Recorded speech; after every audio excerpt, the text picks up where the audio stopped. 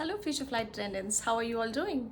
Thank you for clicking on my video. I really do appreciate it. My name is Jay. I am a flight attendant. I've been flying for almost 11 and a half years, where 3.5 years with domestic airline and the rest with international airline. I come from a very small town in the eastern part of India, from the state of West Bengal. And through my videos, I sincerely hope and aim to inspire, educate, and motivate youngsters to make a career in the aviation industry.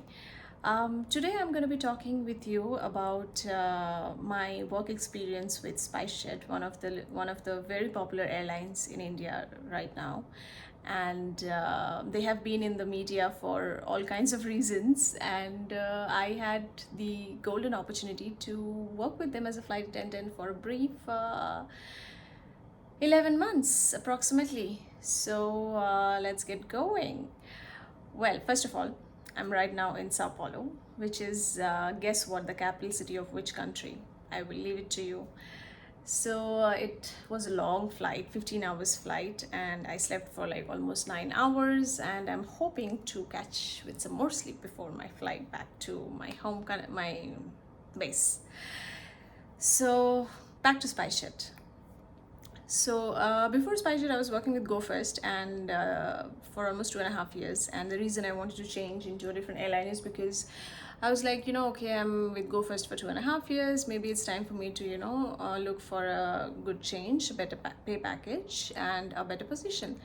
And Spicejet was actively looking that time to hire in-flight managers, or you can say pursers or cabin crew in charge, for their Delhi base. I was based in Delhi at that point of time, and I was like, okay, it's a good opportunity for me to, check out.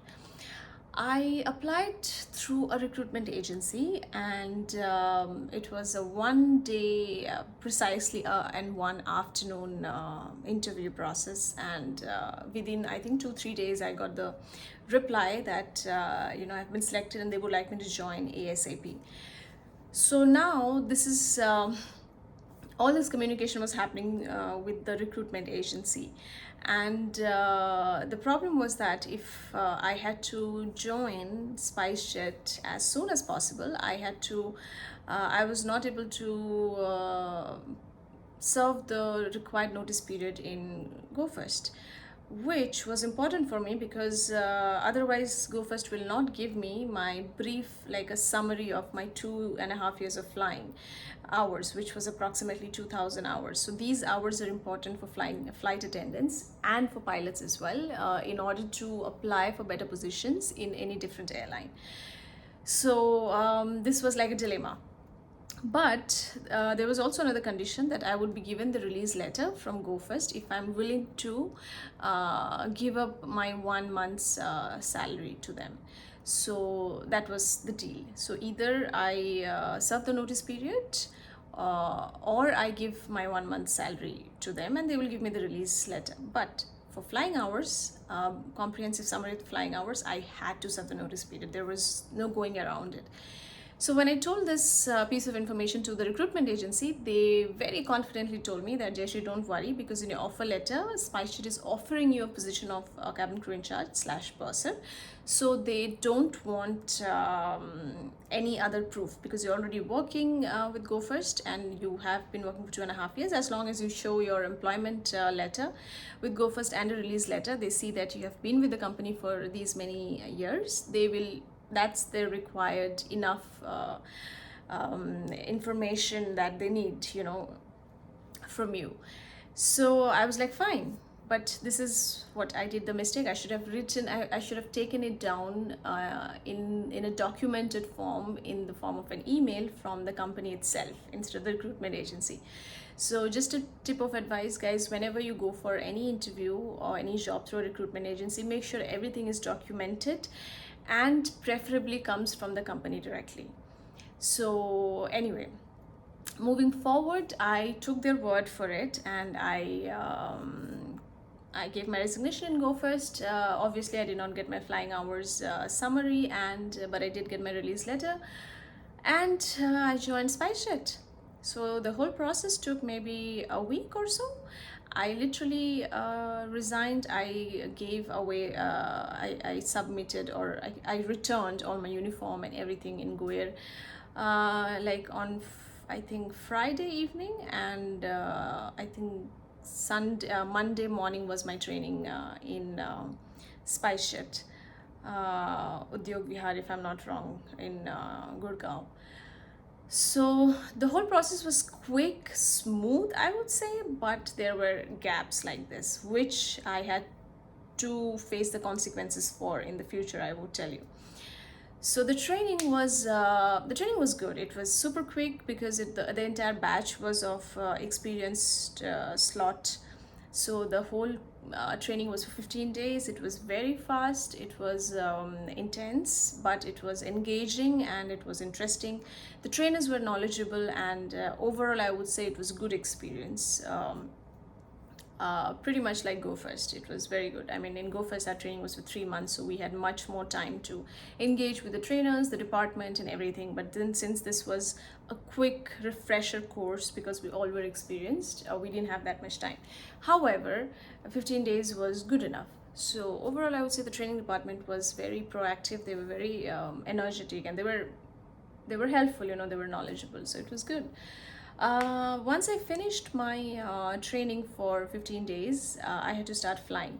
Now, the flying there was a condition that I would have to fly as a normal crew under a present CCIC/purser for a few months to understand how the whole flight works, the flight operation works. Obviously, because it's a different airline, so everything is going to be different than my previous airline. So after doing a certain number of flights, I will be rostered for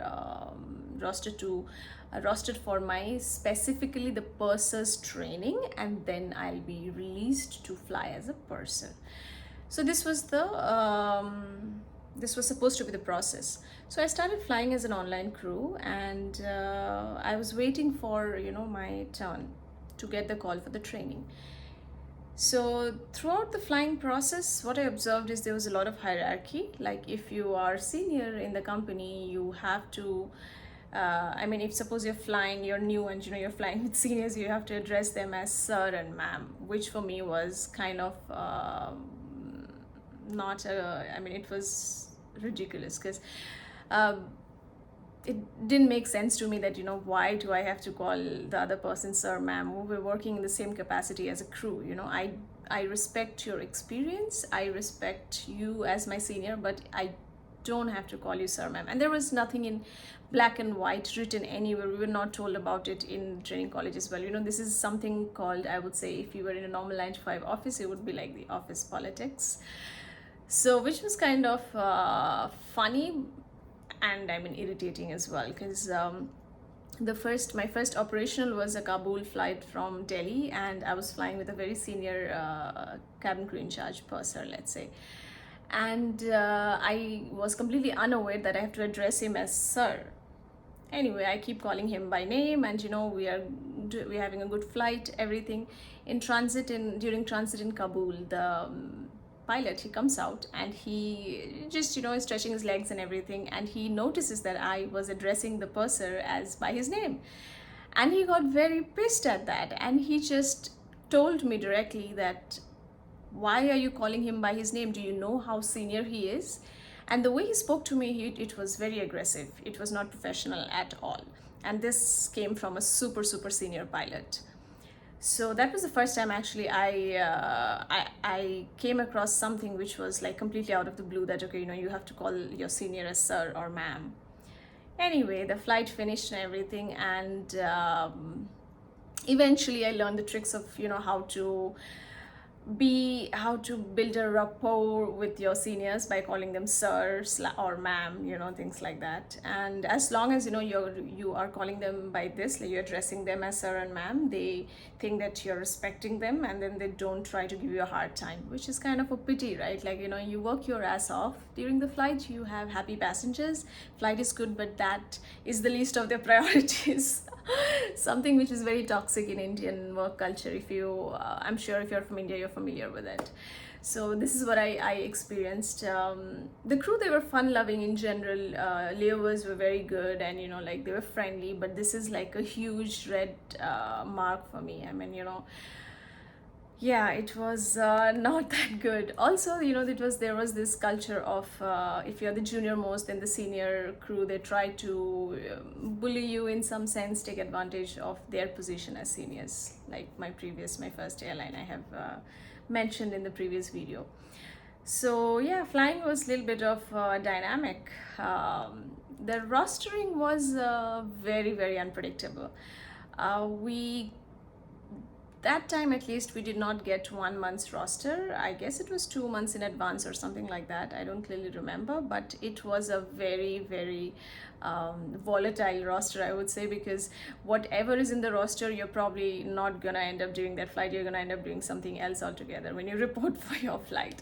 So which was kind of a nuisance, because you're mentally prepared that okay, you're gonna operate 3 sectors, and then you're gonna have, let's say, layover in Bombay or some other city, or you're going to come back to Delhi, your base. But once you land, somebody from the dispatch comes and they tell you that okay, you have to operate 2 short sectors, let's say Delhi, Varanasi, back. Now these sectors were smaller, but still a certain kind of preparation is required, and also you're tired, and you've prepared your entire day according to that. You've already done 3-4 sectors, and then when you land, you want to go home. But surprisingly, these people come and they tell you at the last minute, you're at the air, I mean, you literally open the door and somebody from the base is just standing outside the door, and they tell you that okay, you need to operate 1 more sector and you have a layover at some other place. So the roster was hugely unpredictable. It was also very, very busy. Like I used to fly for 100 hours. So when you're flying an international airline, you're doing international routes, 100 hours is easy to achieve because your flights are long. Like they're on an average, international flights would be around 7 to 8 hours, could go to 10 to 12 to 17 hours. So it's easier to achieve the 100 hours with 7 or 8 flights. But in domestic, you will have to fly every single day for 10 hours, like roughly 8 to 10 hours, in order to achieve the 100 hours. Now when I say fly for 8 to 10 hours, it doesn't mean that your entire flying is for 8 to 10 hours, because that would include transit time, your reporting time, and everything. In essence, you're making very less hours after 10 hours or 11-12 hours of duty time. So that was super challenging, to work with an unpredictable roster. All right, so now let's go back to what happened to my purser flying. So now all of this was happening. It was almost 10 months that I was flying under someone else, and I was still not flying as a purser. And a lot of my batchmates, they actually started flying as pursers themselves. So I got in touch with the concerned department, who were responsible for all of this stuff. And I was told that I need to show them the proof that I had more than 2,000 hours. And I was like, what? Like, you have to be kidding me. You're telling this to me after 10 months of flying. And when I asked this before I joined, I was told off completely that it wouldn't be required, and I did not serve my notice period. The whole unnecessary miscommunication drama, which led to so much inconvenience for me. And they flatly refused to let me fly as a purser and downgrade me to a senior crew, which was basically the position I was flying with Go First. So that it wasn't, in essence, any upgrade that I was looking for. They offered me in my offer letter that I would the position of purser, but after 10 months of flying, they flatly refused to my face that they cannot. It's a DGCA requirement. I understand DGCA requirement, but I don't understand why you would not be transparent about your communication with while you're recruiting people, that too in such short notice. So which was a big put off for me. Whenever you join any airline, any company, make sure everything is documented. You have email proofs of all kinds of communications, so whenever a situation like this arises, you are covered. So if you have all this information with you to show to them, if I had at that point, at least I think I would have a better standing against them.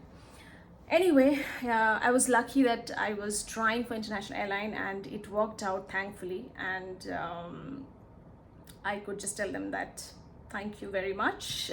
I'm gonna pack my bags, and I'm gonna be leaving the country I'm gonna be leaving your airline for a better airline. So yeah, that was the that was the overall experience of being with Spicejet. Every airline, it's a different opportunity, and this whole thing, this whole picture of good and bad, it's not just in airlines, it's in any work. It's basically with any company, with any workplace, these glitches, these circumstances are gonna arise, they're gonna happen. But do not think that, oh my god, it's not gonna be perfect, so I cannot start working, I cannot work with this company. You will be losing the opportunity of a lifetime if you think like that.